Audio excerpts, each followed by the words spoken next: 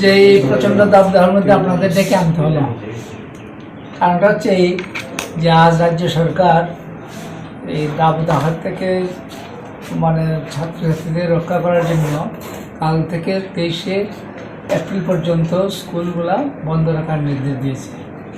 এতে আমাদের প্রবলেম হলো এই যে আমাদের মাধ্যমিক উচ্চ মাধ্যমিক পরীক্ষা যেগুলা গত মাসের 15 তারিখ 16 তারিখ শুরু হয়েছে সেগুলা শেষ পর্যায়ে অন্তিম পর্যায়ে আজকে উচ্চ মাধ্যমিকের কম্পিউটার সায়েন্স আর মিউজিকের পরীক্ষা ছিল, আর উচ্চ মাধ্যমিকের একটা মাত্র পরীক্ষা বাকি আছে যেটা 19 পরশু দিন হবে, আর মাধ্যমিকের একটা পরীক্ষা বাকি আছে যেটা আগামীকাল হবে।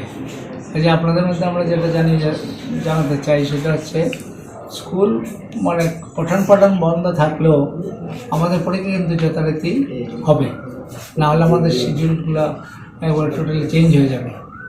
কাজে আমাদের কালকের নির্ধারিত পরীক্ষা মাধ্যমিকের ভোকেশনাল সাবজেক্ট সেটা হবে ত্রিপুরাতে সারা রাজ্যে 108টা বিদ্যালয় হবে, আর পরশু সেটা হায়ার সেকেন্ডারির ভোকেশনাল সাবজেক্ট পরীক্ষা সেটা হবে মাত্র 23টা বিদ্যালয়।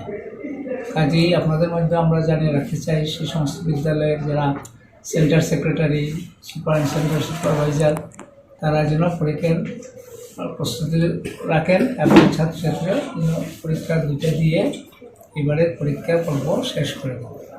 ধন্যবাদ।